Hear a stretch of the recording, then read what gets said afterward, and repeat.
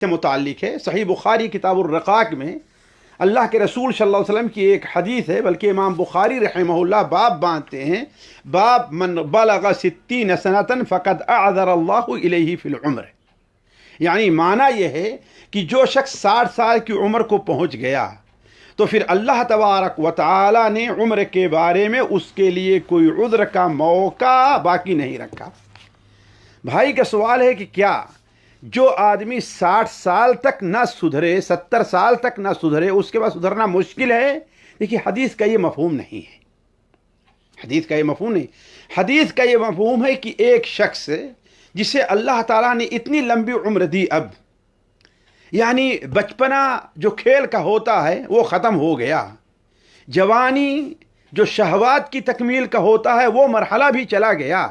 अल्लाह ने उस वक्त भी उसे छूट दी, बचपने में भी छूट दी, ढील दी, जवानी में दी। अब उसके ऊपर जब बुढ़ापा आ गया, और बुढ़ापा में कौन सा बुढ़ापा कि जब इंसान बिल्कुल मरने के करीब हो जाता है, 60 साल तक तजावुज़ करने, खास 70 साल तजावुज़ करने के बाद अब इंसान क्या सोचता है कि अब हम पके हुए एक फल के तरीके से हैं।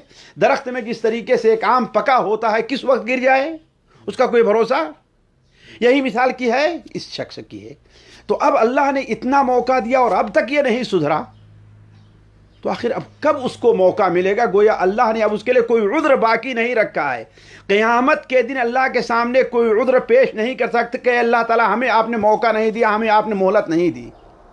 ये उसका माना है। लेकिन अल्लाह ताला अगर किसी को तौफीक दे तो उसके सुधरने के मौके, अल्लाह ताला की रहमत क्या है, बहुत वसी है। तो इससे ये फिट कर लोगों से कहा तो जा सकता है कि अल्लाह के बंदे अब नहीं सुधरे तो अब कब, किस चीज़ का तुम इंतज़ार कर रहे हो?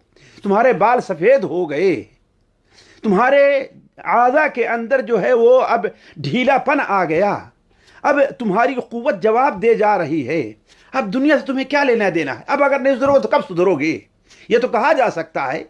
लेकिन किसी के बारे में ये यकीन रखना, ये तसव्वुर रखना कि अब तो ये गया काम से, अब तो हिदायत उसको मिलने वाली नहीं है, ये चीज़ सही नहीं है। अल्लाह ताला की रहमत से आखिरी दम तक भी किसी को उम्मीद ना उम्मीद नहीं होना चाहिए।